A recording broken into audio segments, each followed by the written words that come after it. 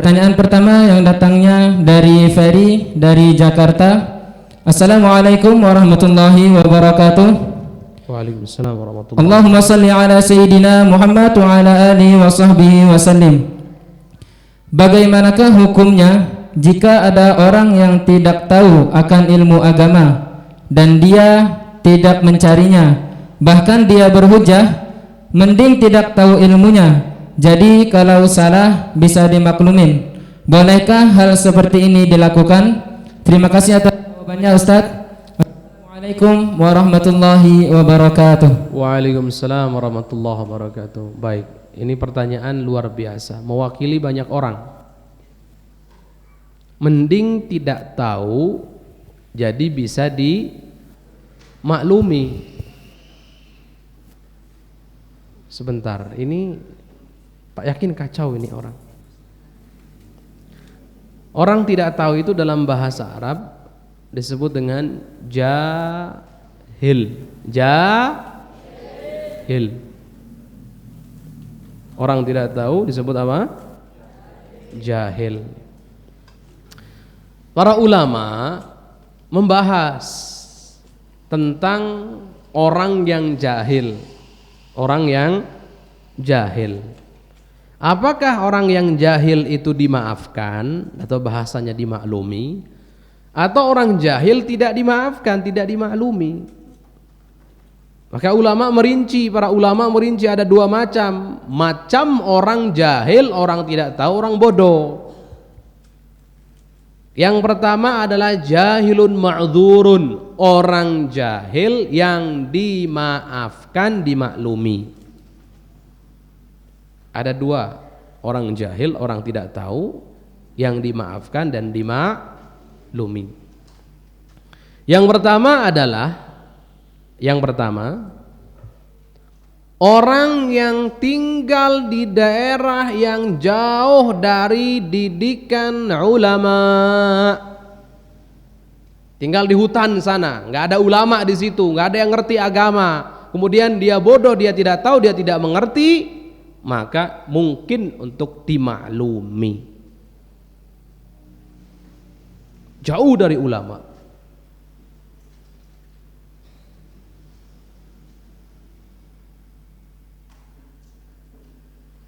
Kemudian yang kedua, orang yang baru masuk Islam. Dia tidak bisa caranya sholat, contohnya, karena dia baru masuk Islam. Berarti dia dalam sholat bagaimana? Sudah semampunya saja, laksanakan semampunya. Baca Fatihah kan wajib Ustaz dalam mazhab kita. Orang yang begini nggak perlu baca Fatihah, nggak wajib baca Fatihah. Baca yang dia bisa, walaupun satu ayat. Iya, oh nggak bisa, udah zikir. Apa zikir-zikiran yang ada? Karena dia baru masuk Islam. Dalam dua keadaan ini orang bodoh dimaafkan, dimaklumi. Dua keadaan ini. Dalam keadaan normal tidak ada toleransi atau maaf atau pemakluman untuk orang yang tidak tahu atau orang jahil atau orang bodoh. Nggak ada. Apalagi hidup di lingkungan pesantren, nggak bisa sholat, double dosanya. Satu, karena dia wajib belajar dan orang yang ngajarinya ada. Lihat. Kedua, karena dia tidak mau sholat. Bayangkan. Atau tidak bisa sholat, malah double yang begini nih. Jangan aneh-aneh lah ngomong. Mendingan tidak tahu, kalau tahu kan disalahkan. Enak bener. Tetap wajib belajar. Selain dari dua keadaan tetap wajib belajar. Bahkan kalaupun jauh dari ulama, tapi kalau mungkin dia tempuh untuk belajar kepada ulama, wajib kok itu orang yang jauh dari ulama untuk belajar. Ada waktu mungkin tetap wajib kok, jangan salah. Ya. Kalau zaman sekarang sulit. Ada orang bodoh, kemudian orang nggak ngerti, orang jahil, dimaafkan tuh sulit.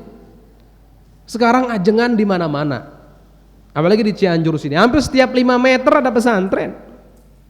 Guru-guru kita tercinta, ulama-ulama kita, ajengan-ajengan kita. Kemudian ada orang ngomong, "Duh Ustaz, saya belum bisa sholat." Dosa. Nggak belajar tentang sholat, saat dia balik dia nggak belajar tentang sholat, padahal dia sudah wajib, dosa. Tambah nggak sholatnya, dosa lagi. Double itu dosanya. Macam-macam. Double itu dosanya. Ya, jadi tidak benar kalau ada orang bodoh, orang jahil kemudian dimaafkan, dimaklumi secara mutlak begitu, tidak, tapi ada rinciannya. Dan kebanyakan orang bodoh yang ada di kalangan kita, orang jahil yang ada di kalangan kita, orang yang tidak tahu yang ada di kalangan kita adalah bodoh yang ghair ma'dzur, yang tidak bisa ditolerir, tidak bisa dimaafkan. Dia dapat dua dosanya. Dosa tidak mau belajar padahal dia mampu untuk belajar, dan dosa tidak mau praktek atau salah dalam praktek. Padahal seharusnya dia mampu untuk praktek karena dia sempat untuk belajar. Baik, wallahu a'lam bissawab.